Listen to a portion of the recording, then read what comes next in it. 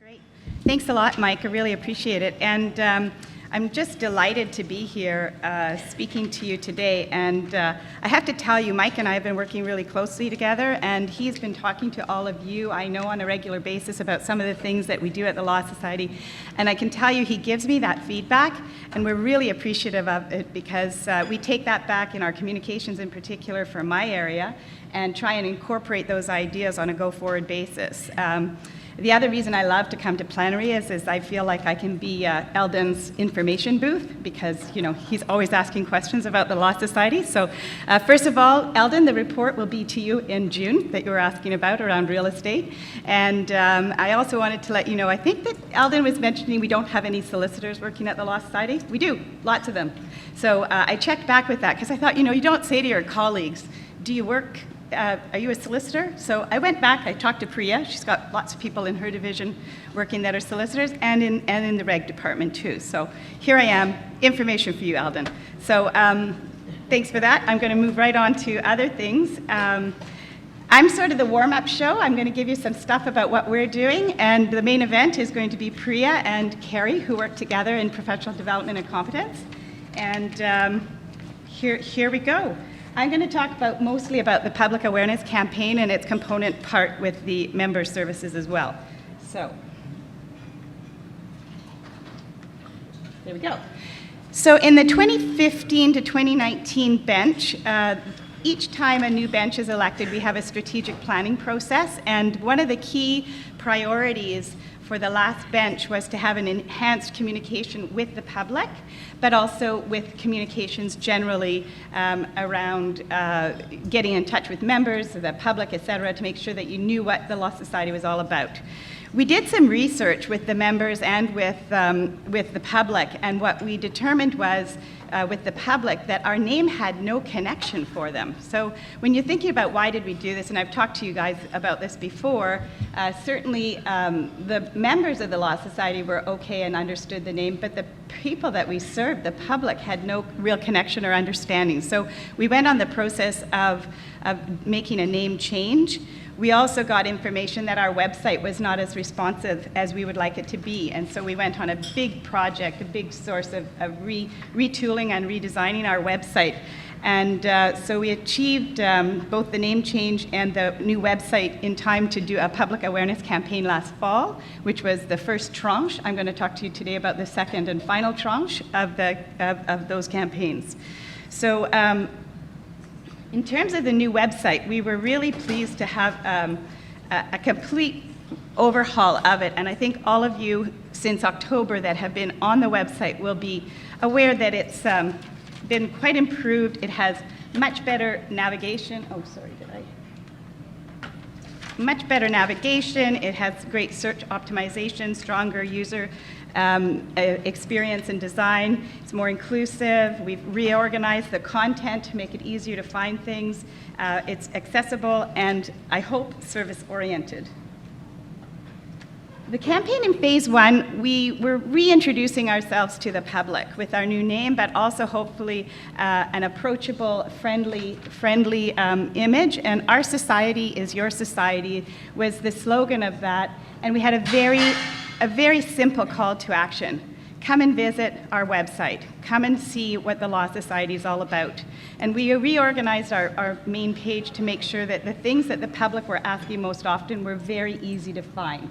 So that is what we were doing with the first tranche. It ran for 8 weeks in October and November, and what we found out from the outcomes, both from the metrics that you can get from that kind of a campaign, but also with some surveying, is that people actually did see and understand it. I can tell you, having a saturation in a market is very difficult. So unless you go on forever and ever, you're not going to have it sustaining. But what we did learn is that the message was right.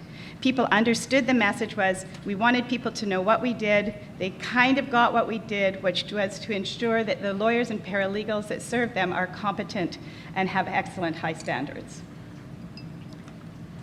So phase one then was introduction, and what we're doing now in the next 2 months is trying to build relevance. So it was a very simple CTA, as I say, call to action in one, and two is going to be about understanding what the role is and what the services are that we can help with the public. And of course, due to a lot of work with people like Mike, we're ensuring that there's a stronger member component to the campaign. The first was reintroduction for everyone. This we thought would be really helpful to talk about the services that we have. Can I tell the story, Mike? You came to visit me and you had planned to say, you need to do more for the members and you need to have more. But as you know, introductions of people tells you, Mike never goes anywhere without doing his research. So he actually sat down on the website, tootled through it, and he said, you know, there is actually a lot of great stuff here, but you got to tell people. So I thought about that. I thought, you know what? We're going to do our best to tell people and get them to the pages that are going to help them. And I know that Priya and Kerry are going to actually walk you through some of that. So the strong member campaign was important. In terms of the member connection, we're going to use all of our regular channels.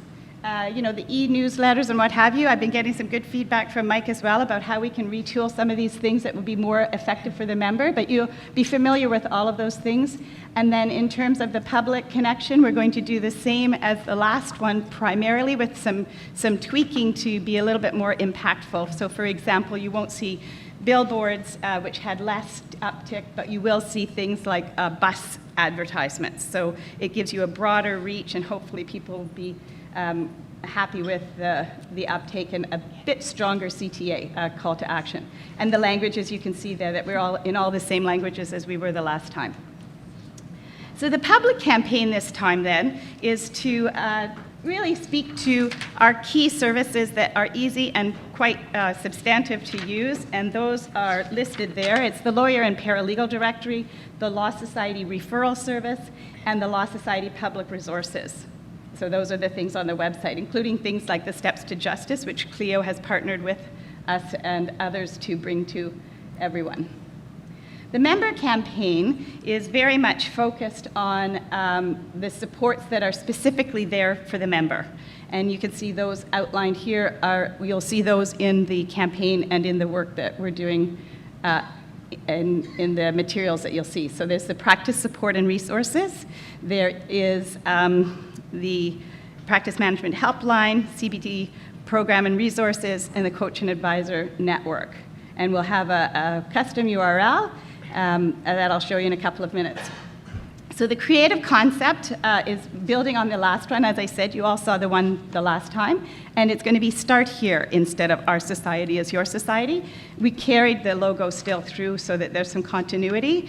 The imagery is the same, so people will connect the two campaigns, hopefully, but the idea of Start Here, you're not going to get everything from the Law Society when you have a legal problem or matter, but you can start here, and the Law Society will help you find your avenue to find the legal professional that you need, to find the information, and some introductory information. So that's what it is. We've got several to have each of the programs of those three areas in each of our campaigns that you see the tagline, the second tagline outlines what those will be.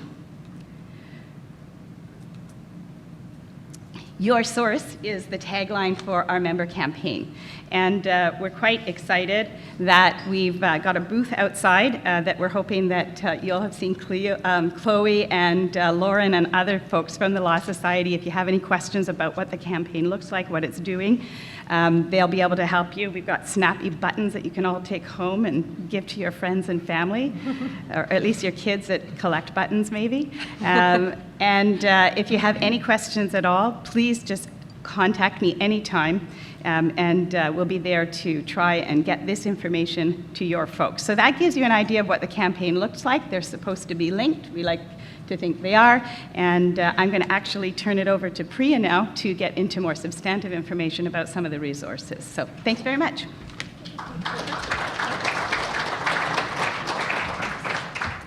They're going to sit down. As Diana says, it seems like I always want to try and be a little taller. So it's not good when the mic's up here and the podium's bigger than me, but anyway. Thanks so much, Sheena, and thanks so much for having us here today. We're going to talk a little bit about your source, and we're going to do that in tangible terms. We've highlighted and have curated a bit of a show and tell for you, and we want to talk to you about a few of the self-serve resources we have for you. And I wanted to tell you a few things about them before we take you through them. One is they're all online, and that's a common thing now, but they are literally at your fingertips, and they're free. They were designed based on your needs. So we don't just design these based on our own thoughts about what practitioners need. We take your feedback and the outcomes of our own activities in the practice audit area, discipline outcomes, insurance outcomes, calls we get from you, and that's how we inform the design of our resources to make sure they're responsive to your needs. And we are always open to your ideas and your feedback.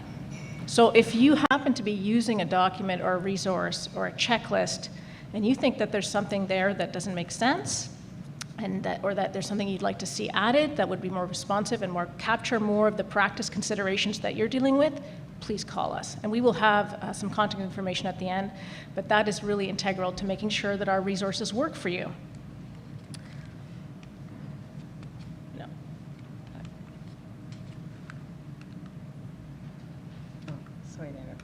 There were many of those. Okay, so just a little bit of a perspective on the level of activity in our area. And I'm going to talk a little bit about the work coming out of a specific division of the Law Society, which is the Professional Development and Competence Division, which I oversee, which does all of the competence work that we're talking about. Although, you're probably contacting the Law Society through a variety of channels, and it should feel fairly seamless to you, and that's what we want. So over the course of a year to 2018, across all of our major service areas in professional development and competence, there were about 180,000 points of contact with the profession. So lots of stuff going on. The Law Society has a lot to offer you. And we are going to take you through some examples, but what we're going to show you today isn't all of it. It never is.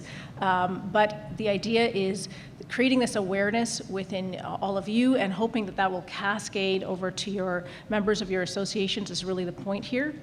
And we understand that you may not have an abundance of time to navigate our website, so we're going to show you a few things and hopefully get your interest in those.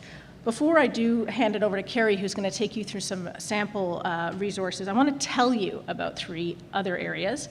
One is Access CLE. Can I get a sense of anyone in the room, have you ever used Access CLE, or do you know if you've used Access CLE?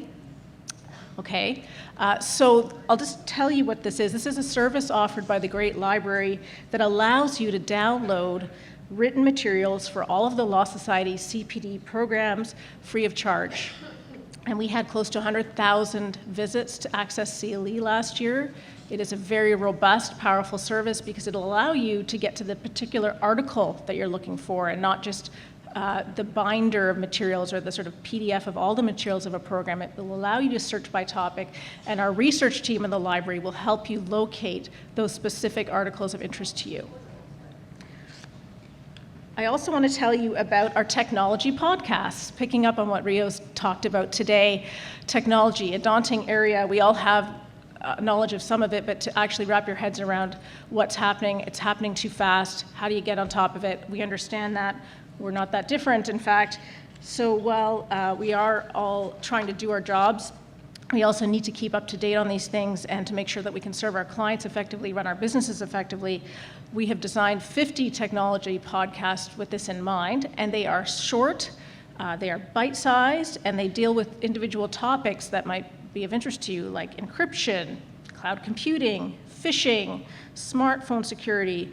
Very practical and very easy to access, and you can listen to them while you're going for a run, if that will help you with your run. It may or may not.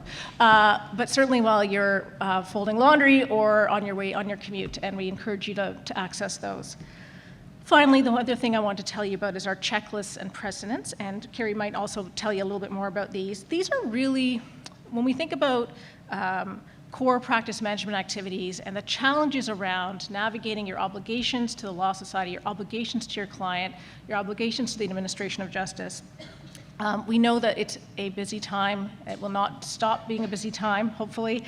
So we want to help you with that. And these are practical checklists that will cite considerations, criteria, things to think about to help you do your jobs more effectively. That's what we're here to do. So for example, opening a file, dealing with conflicts of interest, managing joint retainers.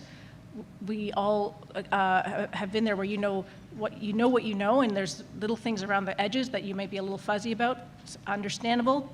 These checklists are there to make sure you've thought about all the things you need to think about to execute your duties appropriately. So today, our goal is to show you the forest and a few of the trees. As Sheena's talked about, we have an improved website. We have more intuitive layout.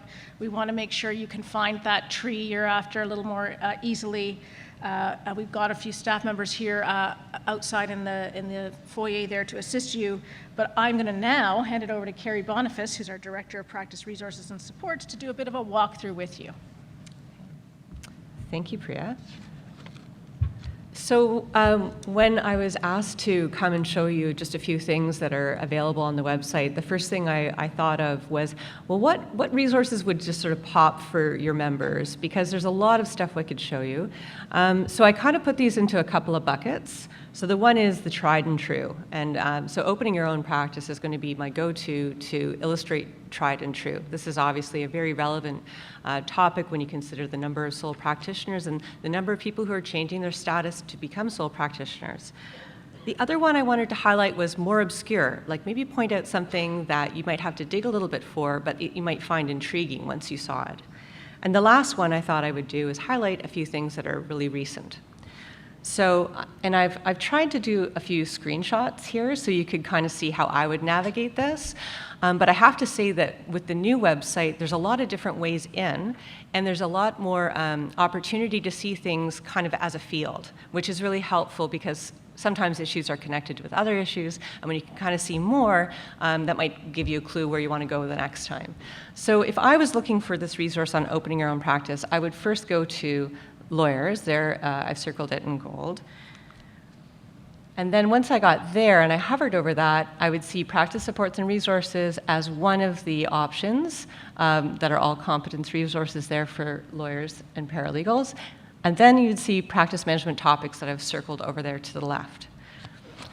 So when I get to that stage, I'm going to be able to open into this section on opening, operating, and closing a practice. And so right here, you've got a collection of guides that are all relevant to different stages that our members are at in their career, opening, operating, closing a practice. So it's a little snapshot. If I went into opening your own practice, then you will be presented with an index with hyperlinks. So if you clicked on any of those, you're going to go down to the next section within the manual.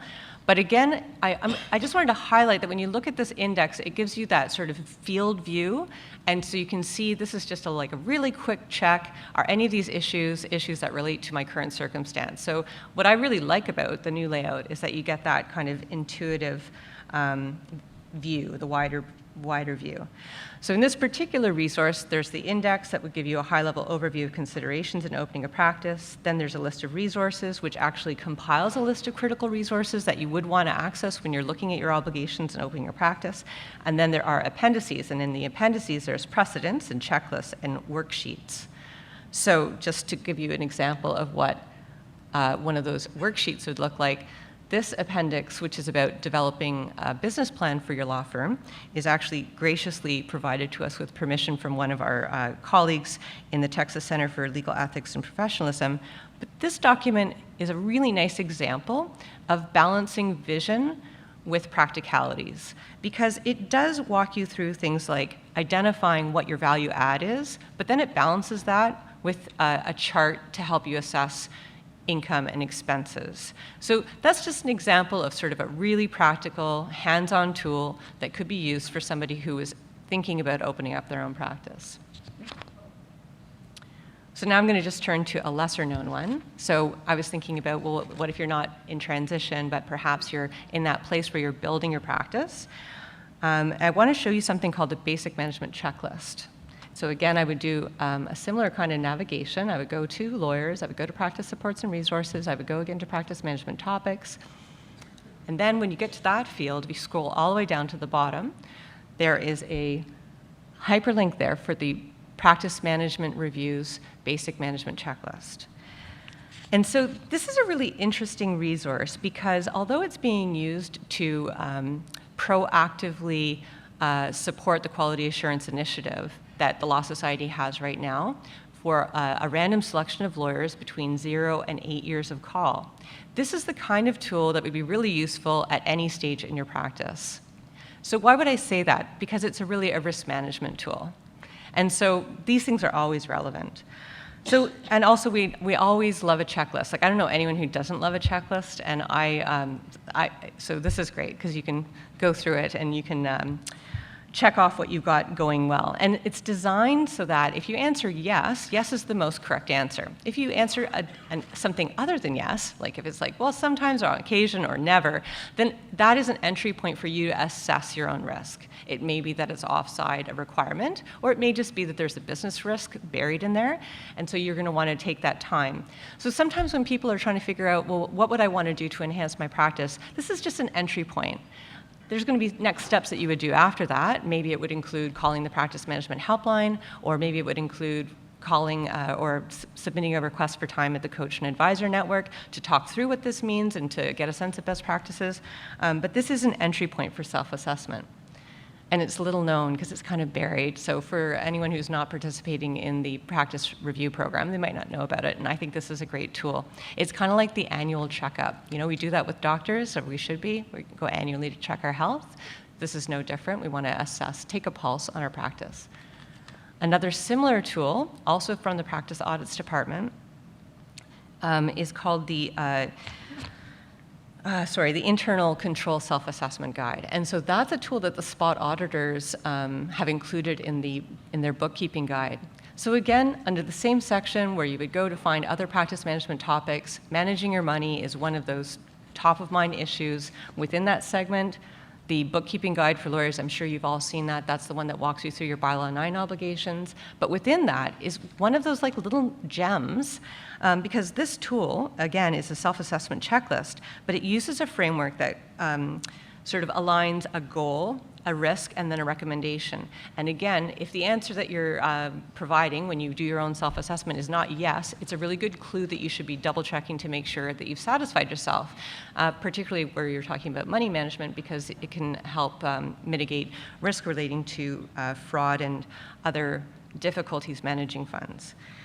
So, yes, and I said, you know, none of these resources exist in a vacuum. So if you get there and you're kind of like, I don't know why I would want to do that. Why, if I answered no to this, why is it relevant? Well, call our team. Our representatives and counsel are standing by, very seasoned and well-trained representatives ready to walk you through what those obligations look like and why it would be a best practice. And so the last thing I wanted to just highlight was that this is a constantly evolving area, and I really appreciate Priya's invitation to you and to your members to provide us with feedback as you find it or as it occurs to you. Because you may know that recently we published a new resource on mobile commissioning for lawyers. Just as an example that these issues are constantly evolving. You know, how are we dealing with technology in the practice, and how are we dealing with remote interactions with clients? So the mobile commissioning resource that was recently put through the e-bulletin is a good example of that. Thank you for your feedback when it comes, and feel free to call me directly as well. So on that note, we are putting up our contact information, and thank you, Kerry, for taking us through a few examples. This little walkthrough, we hope it's been a little useful in terms of giving you a flavor of things that you may or may not have had a chance to explore. We, I think, have a collective interest in this room and as a profession in building awareness of these resources and supports between ourselves, with our constituents, with our members, to facilitate competence of the profession, and that's what we're all concerned about. And we do need your help in doing that.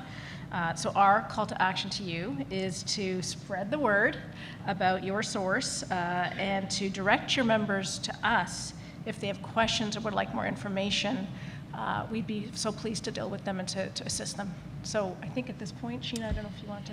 Yeah, if there's anybody has any questions, that would be great. I just want to echo what Priya has said, and I know that Mike says it at every plenary, and chairs before him have said the same thing, is please bring this information back to your associations, and if there's anything we can do to support you in cascading that information, we're a call away. We've got cards you can take home that get them to your source. We'll build on some of the things that we've said today, and this is, as Kerry said, just a snapshot of some of the resources that are available to you. So we're hoping that you will take us up on that call to action, and if you have any questions or comments, I'm very happy. And the other thing I would say is don't wait till next plenary to ask questions of us. We're there plenary to plenary. If you have any questions or comments, we'll be at the next plenary, but love to hear from you in between as well. Thank you. Any questions? Yeah, Nathan Baker, Peterborough. Pardon me? I'm Nathan Baker from Peterborough. One Nathan. question is, with all of the advertising, are you expecting to go into a leg of it that explains to the public why lawyers and paralegals are useful for them? That is part of the, for sure. Thanks for the question. I didn't ask him to ask that, but that's perfect. The whole point is, when we did our research, it was really interesting. The public and the members really wanted the same thing, and that was a dating service. So, you know, it was, how do I find a lawyer? How do I find my clients? How do my clients find me? And so that's really the emphasis that we've had around the whole campaign, and hopefully that we're building on that from the first one, which was all around what's the Law Society? Well, we're the people that are going to make sure you can find a competent lawyer or paralegal, and then get, you know, it was the subtle but big message in the first tranche. This one is, do you need a lawyer or a paralegal? Get to our directory, get to the lawyer referral service, come to our website, and hopefully, and one of the things you'll have seen in the last month or so is we've been really pushing people to update their directory information, because if you go into the portal, you can actually stylize your directory listing much more in a much more helpful way for the public. And so if you can think about that, if you do nothing else as a result of this, please go into the member portal and update your directory information, so that if you provide family services, and Sam, you know, we've taken care of yours. You can find Sam now, which we really, he's there now. But and you also have some special skills that not all lawyers do, and so people can search on language, on practice area, things like that. And so it's really helpful if you go in and updated it. And if you've done it on your annual report, what you're doing, that doesn't transfer. We're collecting information for different reasons. So you need to go in, and you need to let your members know to go in and update that directory information. Thank you for the question. It's great. Oh, no. You knew I was going to do this. I know. Actually, didn't know I was going to do this. Eldon Horner, pass, Chair. I want to say thanks for today. I've had lots of occasion over the years to deal with Sheena, and to a lesser extent with Priya, and not so much with Kerry, but I think the website now looks like it's a much, much improved resource, and I think it will probably benefit all of us. And I don't want to leave the wrong impression with anybody in the room, particularly those who haven't been to plenary before. Because I've been dealing with the Law Society now for 10 or 11 years, and while I have my issues with the organization and the interrelationship and stuff, I can tell all of you this, never have I contacted anybody at the Law Society and not gotten an immediate reaction. And I'll get back to you, I'll help you. If we don't get the answers that we want all the time, but I don't want to leave you the impression that the people that, especially these three and their staff, aren't responsive to us and don't follow up on the issues. Again, maybe not always the answers we want, maybe not always the answers as quickly as we'd like them. I still think there's an issue on technology, but it's coming. So I didn't want to leave the wrong impression from yesterday, for one thing. And I'm glad I'm wrong about the solicitors, although I will put this little plug in. Any chance we could get one of those men or women moved over into the real estate liaison group issues? And so there's a little bit of a... You don't like me on RELG? I mean, really. I love you on RELG. I know, and no, everywhere absolutely. else. Well, just so you know, Eldon, I mean, the reality is that the folks that you're meeting with in that kind of a capacity are going back to those solicitors, are going back to make sure that we've got it all right. So, I mean, I'll take that back, and we can think about how they might interact, but for sure that interaction is happening, so. No, thanks. You're welcome. Okay, I think